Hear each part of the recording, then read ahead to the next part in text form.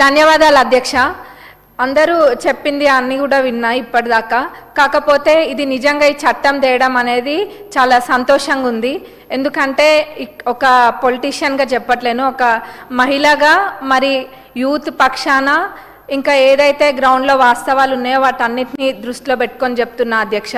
ఇవాళ రేపు ఉన్న పరిస్థితులలో సోషల్ మీడియా వేదికగా, అది ట్విట్టర్ అయినా, ఫేస్బుక్ అయినా, ఇన్స్టాగ్రామ్ అయినా, వాట్సాప్లో అయినా కానీ ఎంత అసభ్యంగా పెడుతున్నారంటే అది ఎవరు అంటే కుటుంబ సభ్యులు ఎవరు కూడా దాన్ని చూసే విధంగా లేదు. అది ఎవరి గురించి అయినా కానివ్వండి, అంటే ఉత్త పొలిటికల్గా ఉన్న వాళ్ళదే కాదు, నార్మల్గా ఊర్లలో ఉన్న వాట్సాప్ గ్రూప్లలో కూడా వాళ్ళు అర్ధరాత్రి 12-1 దాకా కూడా ఇవన్నీ మెసేజెస్ పెట్టుకుంటూ ఉంటారు. అంటే అదేదో కక్షలు ఏదో గట్టు పంచాయతీలో లేకపోతే వాళ్ళ కుటుంబాలకు పంచాయతీలు ఉన్న తీరుగా అన్నీ కూడా మెసేజ్లు చాలా వల్గర్గా పెట్టుకుంటారు. ఇప్పుడు ఏదైనా నచ్చకపోతే దాన్ని విమర్శించడం వేరు, కానీ ఒక వల్గారిటీ తోటి దాన్ని వాళ్ళు పెట్టే మెసేజ్లు అనేది ఆ కుటుంబాలు చూసినా లేకపోతే పర్సనల్గా ఆ మనుషులు చూసినా కానీ వాళ్ళు చాలామంది అందరు ఒకటేలాగా ఉండరు, అందరు దాన్ని రిసీవ్ చేసుకునేవే ఒకటేలాగా ఉండదు. కొంతమంది చాలా సున్నితంగా ఉంటారు. అట్లాంటి వాళ్ళందరూ కూడా కొన్ని చర్యలు అంటే చేపడుతూ ఉంటారు. అవన్నీ ఇప్పుడు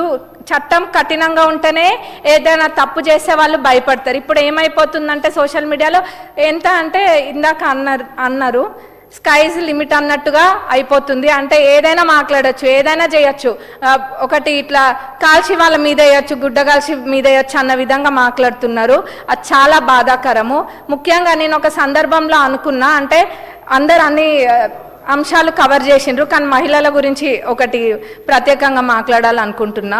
మహిళలు ఏదైనా బయటకు రావాలంటేనే ఇవాళ రేపు అన్ని రంగాలలో మహిళలు ఉన్నారు, కానీ బయటకు వచ్చిండ్రు అంటేనే ఎన్నో ఎదుర్కొని వాళ్ళు బయటకు వచ్చి వర్క్ ప్లేస్లలో అయినా కానివ్వండి, లేకపోతే పొలిటీషియన్స్గా కానివ్వండి, డాక్టర్స్కైనా అడ్వకేట్స్కైనా అన్నిట్లో మహిళలు ముందుకు వచ్చిండ్రు అని అంటే ఇప్పటికీ ఎంత అడ్వాన్స్గా మనం ఉన్నా కానీ ఏదో ఒకటి ఇబ్బంది అనేది ప్రతి మహిళకు ఉంటుంది. అట్లాంటి సందర్భంలో దాన్ని ఎంకరేజ్ చేసే విధంగా ఉండాలి, కానీ మహిళల పట్ల కూడా చాలా అసభ్యకరంగా వల్గర్గా మాట్లాడడం, మరి పర్సనల్గా వెళ్ళడము, అంటే రీజన్ ఫర్ నో రీజన్ ఇవన్నీ కూడా జరుగుతున్నాయి.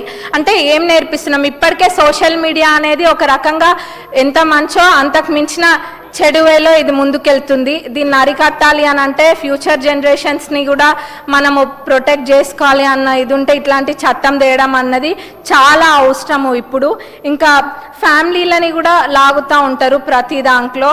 ఇది చాలా హ్యూమిలియేటింగ్ ఉంటుంది రిసీవ్ చేసుకోవడం. ఇప్పుడు చట్టాన్ని కఠినం చేసినామని అంటున్నారు, కానీ దాని ద్వారా ఒక్క ప్రాణం పోయినా కానీ ప్రపంచంలో ఉన్న సంపద అంతా ఒక పక్కన పెట్టి ఆ ప్రాణాన్ని తీసుకురావాలన్నా కానీ తీసుకురాలేని పరిస్థితి. అట్లాంటి వాటి కోసం ఇట్లాంటి చట్టం ఉండడంలో ఎటువంటి తప్పు లేదు. ఇంకా అదే కాదు, మనం చూస్తున్నాము ఇప్పుడు ఛానల్స్, మీడియా ఛానల్స్ ఇవన్నీ కూడా ఎంత అంటే ఇప్పుడు నిజాలు చెప్పిన దానికన్నా కూడా ఎంటర్టైనింగ్ అనో లేకపోతే మంచి కన్నా కూడా చెడు తొందరగా వ్యాపిస్తుంది. ఇవాళ రేపు మన నిజాలు వాకిటి దాటక ముందే అబద్ధాలు ప్రపంచాన్ని చుట్టేస్తున్నాయి. ఇవన్నీ కూడా అందరం చూస్తున్నాము.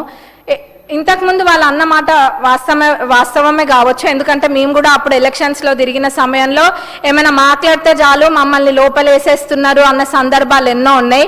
కానీ ఈరోజు నేను పదే పదే ప్రజాప్రభుత్వం అని ఎందుకు అంటున్నానంటే ఈరోజు చూడొచ్చు ఒక్కొక్క పొలిటీషియన్స్ మీద ఎన్ని పెడుతున్నా కానీ ఎవరు దానిపైన ఎటువంటి చర్యలు తీసుకోవట్లేము, ఎందుకంటే సహనంతో చూస్తున్నాము. కానీ ఎవరైనా కానీ మనుషులే, ఎవరికైనా ఒకసారి మనసు నొచ్చుకుంటుంది. ఎదుటి వాళ్ళు స్వేచ్ఛ అంటే ఇప్పుడు ఫ్రీడమ్ ఆఫ్ స్పీచ్ అనేది వాస్తవాలు ఉన్నప్పుడు మాట్లాడొచ్చు, ఏదైనా కానీ చెప్పొచ్చు. కానీ ఎటువంటి వాస్తవం లేకుండా ఏది లేకుండా ఎట్లా పడితే అట్లా మాట్లాడొచ్చు, ఏదైనా చేయొచ్చు, అన్ని అబద్ధాలు చెప్పొచ్చు, అబద్ధాలనే వాస్తవాలుగా చూపించచ్చు, నలుపు రంగును చూపించి తెలుపు తెలుపు తెలుపు అని అన్ని మభ్యపెట్టచ్చు అన్న తిరుగుంది. కాబట్టి దీన్ని ఖచ్చితంగా ముందుకు తీసుకెళ్ళాలి. మొన్ననే మనం చూసినాము, అసెంబ్లీలో కూడా చూసినాము, అంటే ఎటు దారి తీస్తున్నాయి ఇవన్నీ కూడా అని. కాబట్టి ఈ చట్టాన్ని పూర్తిగా మద్దతు పలుకుతూ మరి దీన్ని సెలెక్ట్ కమిటీకి కూడా పంపించాల్సిందిగా మీ ద్వారా కోరుతున్నాను అధ్యక్ష. Thank you. శ్రీ శంకరయ్య గారు.